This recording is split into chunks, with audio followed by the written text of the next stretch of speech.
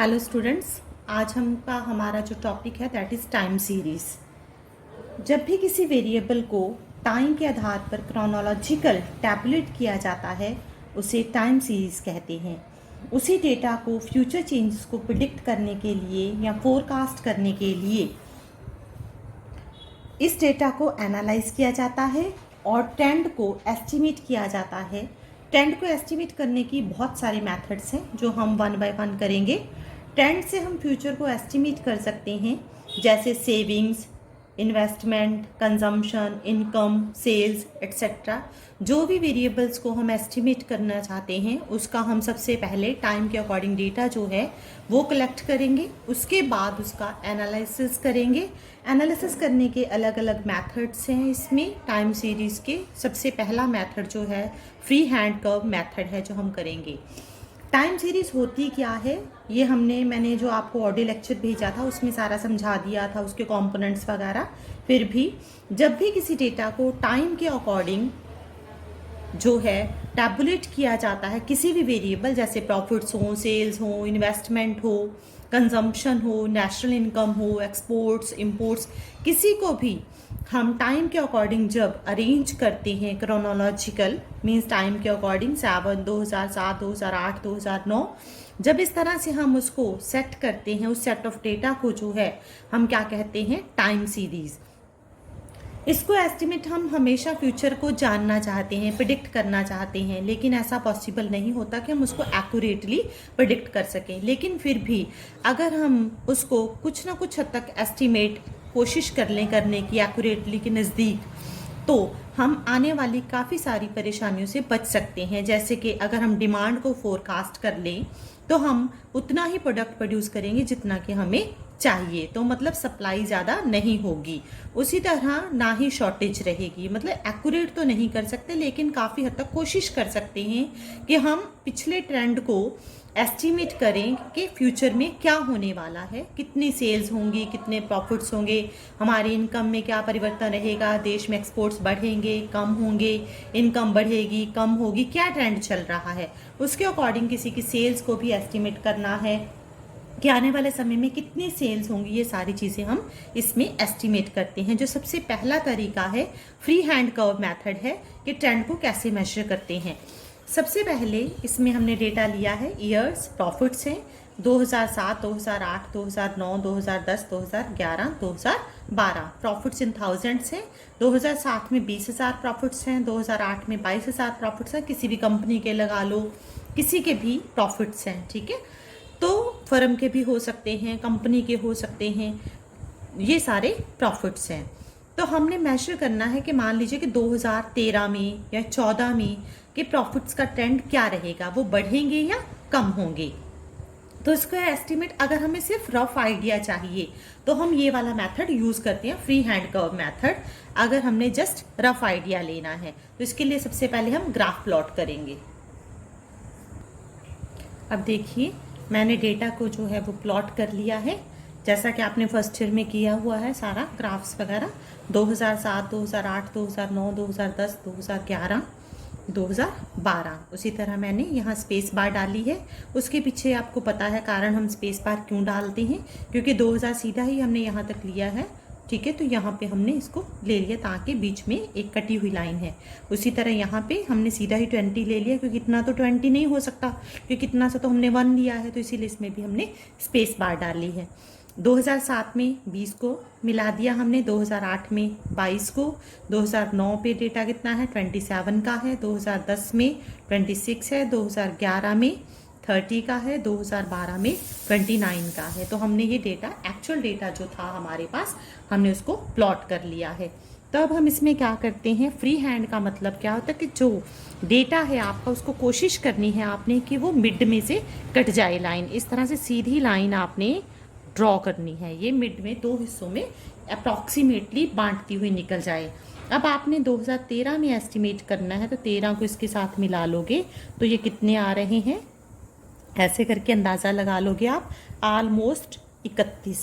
तो it means क्या है कि हम एस्टिमेट कर रहे हैं कि 2013 में जो प्रॉफिट्स होंगे वो कितने होंगे, 31 थाउजेंड्स होंगे। तो इट मीन्स क्या है कि इससे एस्टिमेट लग जाता है फ्यूचर में क्या होने वाला है, क्योंकि जो ट्रेंड है वो अपवर्ड है, चाहे कम हो रहा है, कभी बढ़ गया कभी, लेकिन बढ़ने की प्रवृत्ति ज़्यादा है।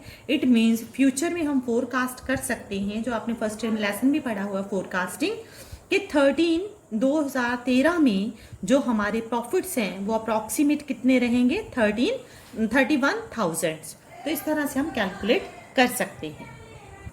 अब नेक्स्ट मेथड है सेमी एवरेज मेथड, कि हमें इस तरह से रफ आइडिया नहीं चाहिए, हम थोड़ा सा और रिफाइंड करना चाहते हैं, थोड़ा सा और एक्यूरेसी में जाना चाहते हैं, तो हम सेमी एवरेज मेथड को यूज़ करते हैं। इसमें क्या है, वैसे ही हमने वही वाला डेटा मैंने जो है दोबारा से यूज़ किया है जो हमने पहले लिया था, सेम है, एज इट इज़ डेटा है, मैंने उठा लिया। तो अब देखो इसमें सबसे पहले आपने क्या, सेमी एवरेज का मतलब हाफ, मतलब सीरीज को क्या करना है, हमने हाफ कर देना। सबसे पहले सेमी टोटल्स एंड फिर देन सेमी एवरेज।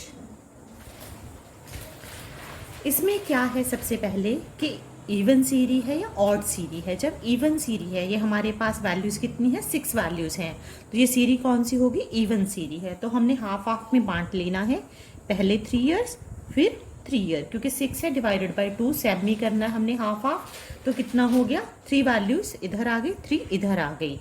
अब हमने इसका टोटल कर लेना है।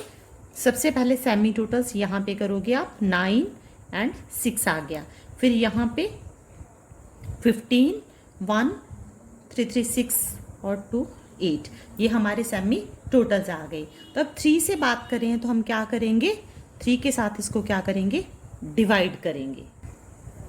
अब इसको डिवाइड कर लेंगे हम, तो कितना आ जाएगा, 2, 3, इसको डिवाइड करोगे 2, 8.33, तो ये हमारी सेमी एवरेज आ चुकी है। अब इसको भी सेम हमने क्या करना है, ग्राफ पे प्लॉट करना है। सेम सबसे पहले जो ये वैल्यू आई है मिड में किसके सामने आएगी, 2008 के सामने आएगी, और ये किसके सामने आएगी, 2011 के सामने आएगी। तो इसको अगर हम प्लॉट करेंगे तो कैसे डेटा बनेगा, ये तो हमारा सेम ही है एक्चुअल। तो अब हमने क्या करना है कि 2008 के सामने वैल्यू कितनी लेनी है, 23 की। 2008 ये रहा और इसके सामने 23 हमारा यहाँ पे आ जाएगी वैल्यू, ऑलमोस्ट यहीं पे आ रही है, ठीक है।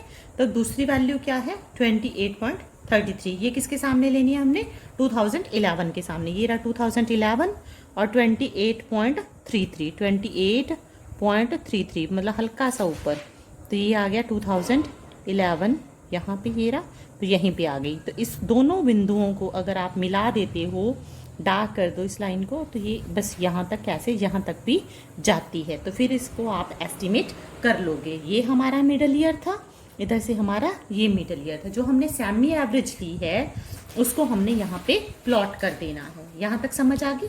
आगे चलते हैं हम, क्या अगर वैल्यूज़ यहाँ पे 2013 की भी होती, 24 होती मान लीजिए, तो अब आप क्या करोगे, ये ऑड नंबर हो गया, 7 वैल्यूज़ है, 7 का 3 इधर ऊपर ले ली, 3 नीचे ले ली, और बीच वाली को क्या कर दोगे आप, अमिट कर दोगे, मतलब इसको छोड़ दोगे।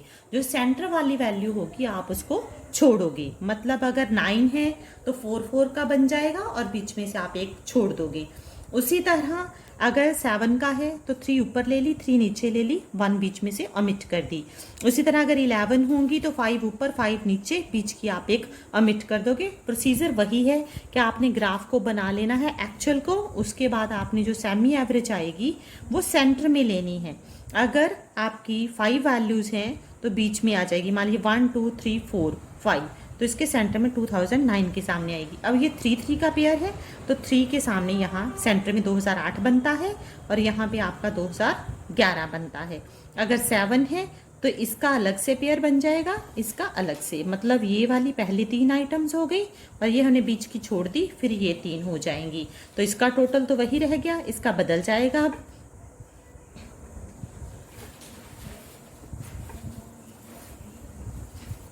ये 93/3 हो जाएगी, ठीक है। इसकी एवरेज को आप किसके सामने, 2012 के सामने मिलाओगे, तो ये उस तरह से आप कैलकुलेट कर सकते हो। अब देखिए, अगर इवन नंबर हो, जैसे कि यहाँ पे 8 वैल्यूज़ ली हैं मैंने, 2007 से लेकर 14 तक इवन नंबर है, 8 वैल्यूज़ हैं। उसका मैंने सेम डेटा प्रॉफिट्स वाला सेम उठाया है, बाकी हमने एक वैल्यू और ऐड कर ली है, जैसे हमने 2013 तक कर ली थी। अब यहाँ पे मैंने एक्चुअल डेटा प्लॉट कर लिया, वैसे ही सेम ईयर्स ले लिए, इधर प्रॉफिट्स ले लिए। जो टाइम होता है वो इंडिपेंडेंट होता है, दूसरा वेरिएबल उस पर डिपेंड करता है, टाइम किसी पे डिपेंड नहीं करता। तो हमने इसको प्लॉट कर लिया। अब ये इसको अगर सैमी करें तो 8 डिवाइडेड बाय 2 कितना आएगा, 4। तो 4 के हमने सेट बना लिए, इसका टोटल अलग से कर लिया, इसका टोटल अलग से कर लिया। ये सैमी टोटल्स पहले 4 सालों के फिर 4 सालों के हैं। उसको हमने 4 के साथ डिवाइड क्यों किया, क्योंकि 4 साल हैं। अगर 3 के सेट बनेंगे तो 3 के साथ डिवाइड करोगे, 5 के बनेंगे तो 5 के साथ डिवाइड करोगे, 6 के बनेंगे तो 6 के साथ डिवाइड करोगे। तो हमने उसकी 4 के साथ डिवाइड करके ये आंसर्स आ गए हैं। अब ये लेने कहाँ है, जैसे कि ये इसका मिड कहाँ पे बनता है, तो इसका मिड कहाँ पे बनेगा, 2008 और 9 के बीच में, और यहाँ पे कितना बनेगा, 12 और 13 के बीच में। तो इसका मतलब ये है, ये आएगा 2008.5 और ये आएगा 2012.5। तो हमने कहाँ पे डेटा लेना है, 2008.5 यहाँ पे आ जाएगा, इसके सामने हमने लेना है 23.75। तो ये रहा 23.75, यहाँ पे ऑलमोस्ट आ गया है हमारे पास वैल्यू। दूसरी लीजिए 31.25, ये यहाँ पे आएगा 31 हमारा यहाँ पे इसके सेंटर में ये आ गया। इन दोनों बिंदुओं को मिला देते हो आप, तो ये क्या बन जाती है आपकी ट्रेंड लाइन।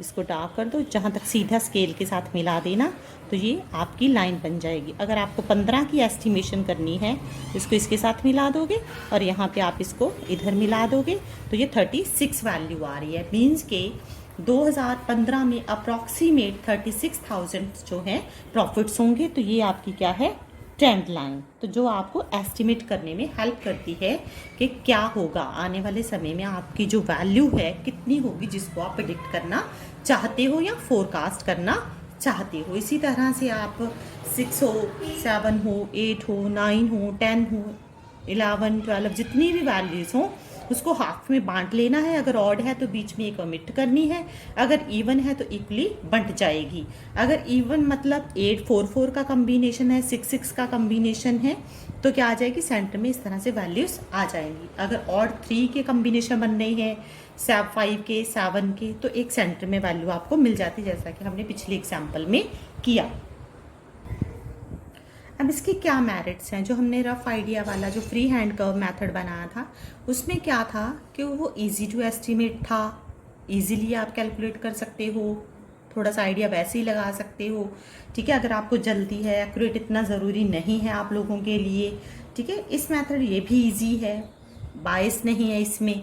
वो तो आपका बायस है, हर बंदा अलग अलग, कोई यहाँ से खींच देगा लाइन, कोई यहाँ से। फ्री हैंड मेथड है, इसमें आप प्रॉपर एवरेज निकालते हो, तो हर व्यक्ति का क्या आएगा, सेम ही आएगा, चाहे वो मैं निकालूं चाहे आप निकालो, क्योंकि ये एवरेज आप कैलकुलेट कर रहे हो और डेफिनेट रहेगा, इसमें चेंज नहीं होएगा। इसमें टाइम और एफर्ट कम लगते हैं, क्योंकि हमने क्या करना है, सिर्फ वैल्यू की एवरेजेस निकालनी है, सेट बनाने हाफ हाफ में ही, तो ये इजी हो जाता है। तो नेक्स्ट मेथड है मूविंग एवरेज मेथड, वो हम अगले वीडियो में करेंगे।